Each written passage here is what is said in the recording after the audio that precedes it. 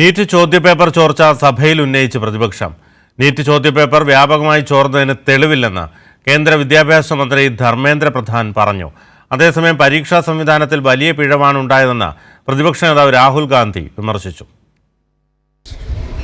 NEET ചോദ്യപേപ്പർ ചോർച്ച ശക്തമായി തന്നെയാണ് പ്രതിപക്ഷം പാർലമെന്റിൽ ഉന്നയിച്ചത്.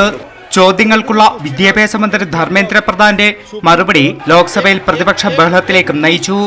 നീറ്റ് ചോദ്യപേപ്പർ വ്യാപകമായി ചോർന്നതിന് തെളിവില്ലെന്നും പ്രതിപക്ഷം വിഷയത്തെ രാഷ്ട്രീയവൽക്കരിക്കുകയാണെന്നുമാണ് വിദ്യാഭ്യാസ മന്ത്രിയുടെ വിശദീകരണം. നീറ്റ് കേസ് സുപ്രീം കോടതിയുടെ പരിഗണനയിലെന്നും വിഷയത്തിൽ 2010 ചർച്ച നടക്കുന്നതായും വിദ്യാഭ്യാസ മന്ത്രി ലോക്സഭയിൽ പറഞ്ഞു.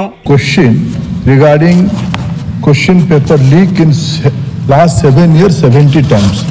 Sir, with full responsibility, I would like to submit in front of House through you, sir. There is no evidence of paper leak in last 7 years.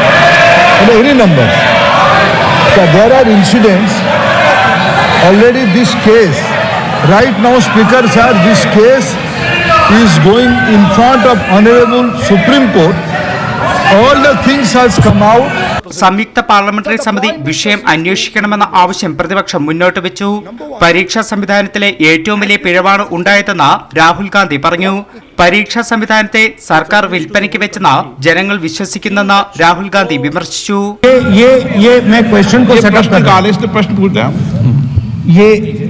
The issue is that there are millions of students in this country who are extremely concerned at what is going on and who are convinced that the Indian examination system is a fraud. That is what is at stake here. ചോദ്യപേപ്പർ ചോർച്ചയിൽ സർക്കാർ പുതിയ record സൃഷ്ടിച്ചെന്ന് Akhilesh Yadav വിമർശിച്ചു. നിലവിലെ സംവിധാനം ശക്തമാക്കാൻ നിർദ്ദേശങ്ങൾ ഉണ്ടെങ്കിൽ നൽകണമെന്നും രാഷ്ട്രീയ ആരോപണ പ്രത്യാരോപണങ്ങൾ കൊണ്ട് കാര്യമില്ലെന്നുമാണ് സ്പീക്കർ ഓം ബിർള സ്വീകരിച്ച നിലപാട്. കൈരളി ന്യൂസ്, ദില്ലി.